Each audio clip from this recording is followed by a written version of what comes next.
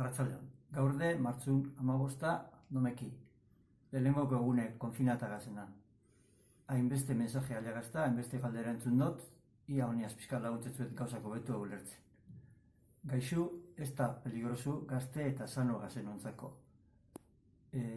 Beste gaixo biriko asko modure, pertsona nausisei eta gaixo idazena itxitzak kalte, baina ez gazti hori. Ez euki bilurrik, ikutuko satxunik, ze hori usteot inevitabli dela eta danok amaitxuko bela kontagixata.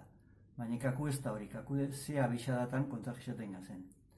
Asko aldabatea kontagixaten bagaz, sistema sanitaizu potxingo dabe, italiko iparraldin gertadan modun, eta kalidadi bajaten da, atentzioine eta pertsona nausisa sufriuten dabe uratiz biktimak, eta mortalidad eta zakaltzaten di, eta atentzio sanitaizu beste asuntoa askotan be, okerrea etzen du.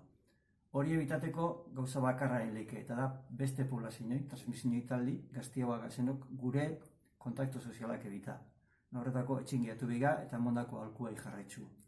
Ez jamonein, WhatsAppetik entzutezun buluk edo karen entzutezun edo zein egitzi.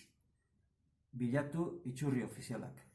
Badaz, bai informatibotan informazioen gano asko eta nahi basu zure konture gauza jakin, Osakidetzako web horrexak dauke atal bat oso ondo esplikaten da bena zertuken bero duzen, aktualizaten da bena datuk, eta bebai Sanidadeko Ministerizu Espainolak esaten du zelan dune epidemisi, egunetik egunea pitxezku informazioik, erixotzak, afektauk eta gauza guztik.